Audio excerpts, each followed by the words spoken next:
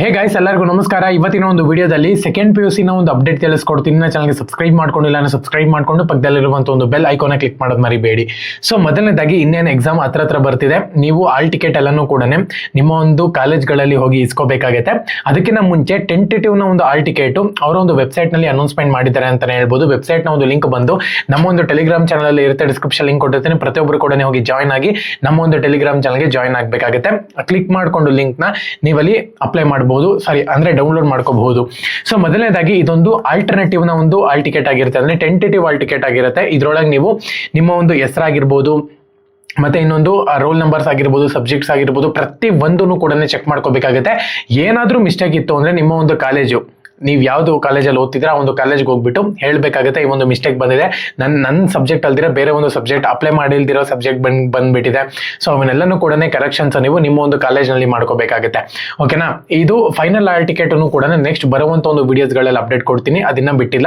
ಇವಾಗ ಸದ್ಯಕ್ಕೆ ಇದನ್ನ ಟೆಂಟೇಟಿವ್ ಆಲ್ ಟಿಕೆಟ್ ನ ಡೌನ್ಲೋಡ್ ಮಾಡ್ಕೊಂಡು ನೀವು ಹೋಗ್ಬಿಟ್ಟು ನಿಮ್ಮ ಒಂದು ಕಾಲೇಜ್ಗಳಲ್ಲಿ ಏನೋ ಚೇಂಜಸ್ ಇತ್ತು ಅಂದ್ರೆ ಇದು ಏನೋ ಚೇಂಜಸ್ ಮಾಡ್ಕೋಬಹುದು, ಇಲ್ಲಾಂದ್ರೆ ಹಂಗೆ ಬಿಡಬಹುದು.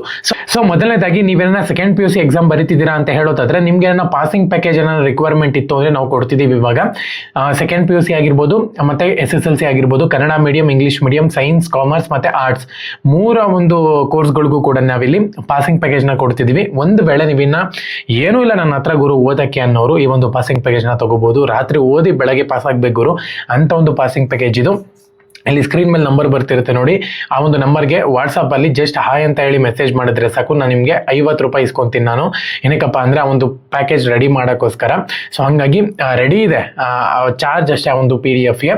ಅದು ಬುಕ್ ಅನ್ಕೊಂತಿದ್ದಾರೆ ಎಲ್ಲರೂ ಕೂಡ, ಬುಕ್ ಅಲ್ಲ, ಅದು PDF ಅಂತಾನೆ ಹೇಳ್ಬೋದು. ಒಂದು PDF ನೀವು ತಗೋಬೇಕಾಗುತ್ತೆ, ಜಸ್ಟ್ 50 ರೂಪಾಯಿ ಅಷ್ಟೇ.